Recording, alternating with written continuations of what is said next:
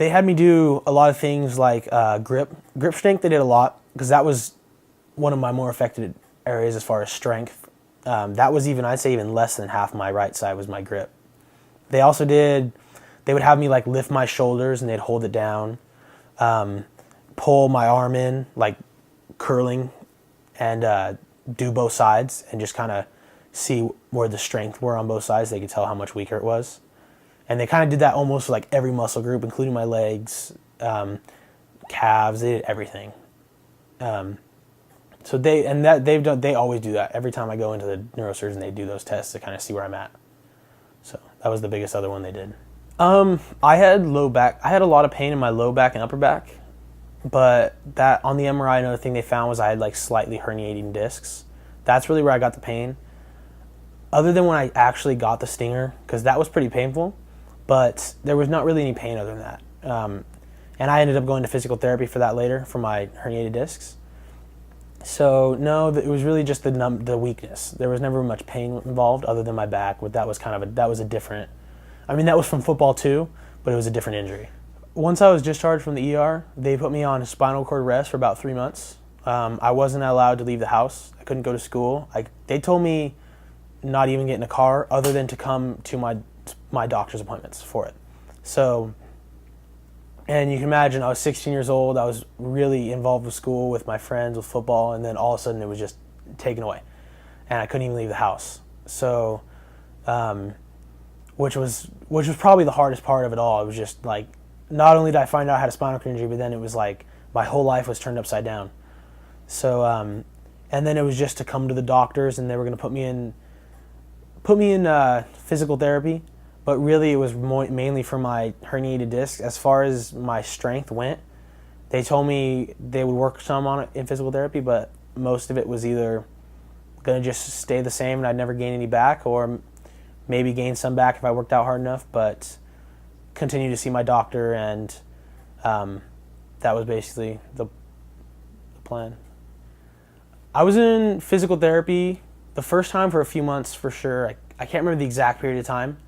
And then I was out of it for a few months, and then I did another stint. I did 2 for another couple months. Like I said, I can't remember the exact time periods, but a few months at a time. My physical therapists were awesome too. It was Loma Linda, and they were really cool, and they also helped me a lot because I was in it, especially when I was on the 3 months of spinal cord rest. I started to have my back pain. I had slight back pain, and then as my musculature was breaking down, as I was just sitting around for 3 months, going from like working out every day to just not doing anything, my back just started killing me. It was just like awful pain. So going to them, they helped me so much with back pain, but also they were just really cool guys, and they were just like genuinely interested in like how I was doing, and they were just passionate about it, and they were awesome. They were really great. That was a great experience with going to them. Yeah, my progress was big. At the beginning, my deficits were pretty substantial. Enough to where I was nervous if I would ever be able to live like a fully normal life. Because I had trouble, especially with grip strength. Sometimes I'd pick things up and just drop them and not even know why. And I just had trouble lifting things, and I was scared that I would never be able to live a normal life. Especially, and it was kind of a gray area where the neurosurgeon couldn't really tell me if I'd ever get better or not. And they weren't even sure if I wouldn't get worse. So that was their biggest concern. But through physical therapy and then also just working out on my own, I just slowly... It was the weirdest thing too, because it would just be like one day I'd wake up and feel a part of my arm better, and then like I'd be able to isolate it, and I'd go to the gym and it'd be stronger just in one day. And then over a period of months and months, it was like that, where one day something would just come back, and then I got to the point where most of my arm was pretty much the same. It's not, I'd say there's still definitely areas that are a little weaker than the right, but for the most part it's pretty even. So going from the beginning, having pretty heavy deficits and being about 50% on my left side, and then now I'm about probably I'd say 98, 99% on my left side. So a lot of progress, a huge improvement, and which is great because I didn't know if that would happen.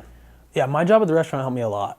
When I first started, I wasn't sure if I'd even be able to carry plates with my weakness. I could carry about one in each hand. I was trying to get 2 in my left hand, but I just couldn't. My grips just weren't there for it. And I would, every once in a while, picking up heavy things, I would just like not be able to handle it. I'd drop it. And so I wasn't even sure at first if I'd be able to work. So I talked to my neurosurgeon about it, and he said he thought it'd actually be good for me to have that constant kind of, honestly, those are kind of areas where I was weak, so he thought they would help me get stronger doing that. So over the period of time, I just was getting stronger and was able to carry, a couple plates in my left hand. Then I got to where I could carry 3 in my left hand. And so now I can do that, 3 in my left hand and 1 in my right. And with no issue, it's like I feel completely strong. So that was honestly almost like a physical therapy in itself. So that helped me a lot. So for the full year, my junior year, I went to practice every day. I went to every game, still wore a jersey, just like any other injured player, even though I knew I wasn't going to be able to play. And like I said, in my mind, I wasn't sure if I'd never play again, but I was told I'd never play again. So, and honestly, at first, it was helping me because I didn't know. Like I said, I was so lost. I didn't know my place there anymore. I was so felt so strange. So it really helped me at first to be there. But after a while, it was really just holding me back because it just every day going back there just kept me stuck in that same spot. Kept me in that football world that I couldn't do anymore. So I needed to just move on.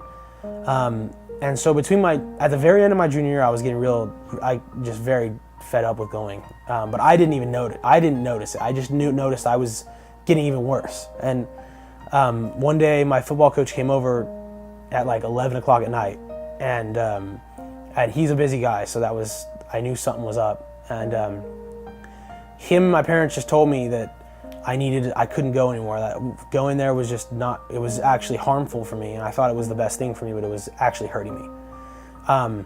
And it was hard then, but I'm really glad they did, and especially I'm glad that my football coach, he was the one who was like, you need to stop going. You're just his words were that I'm breaking my neck looking back. And honestly, that day, the day I stopped going to football, is really the day that my recovery began, because I was just continuing to stay stagnant. When I finally got away from that, that's when I really started getting better. So that was the best thing anyone ever did for me. That was really what helped me the most.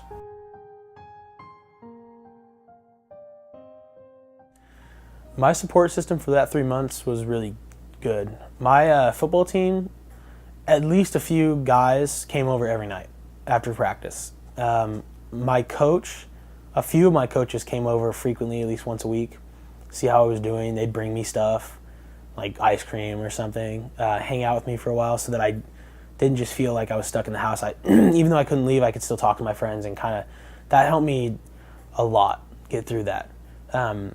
So even after the 3 month spinal cord rest, my support system was always incredible.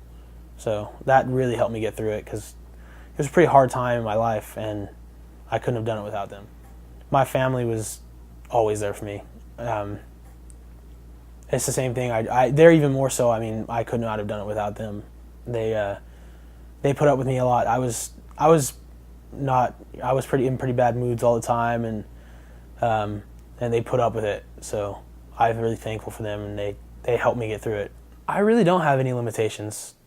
At this point, I don't see myself, other than trying to stay away from lifting too much heavy stuff just because of my disc injuries, which is, like I said, a different injury. And most people who play football have that, honestly. It's not a very uncommon thing.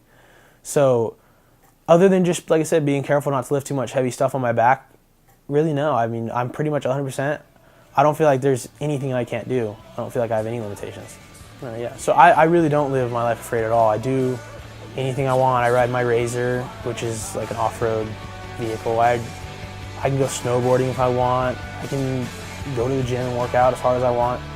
I don't live like anyone else. I have no fear in my life, and it's always there. It's always in the back of my mind. I'm a little more careful just to make sure I don't fall on my neck. But no, I really don't have any fear in my life. I do pretty much whatever I want to do.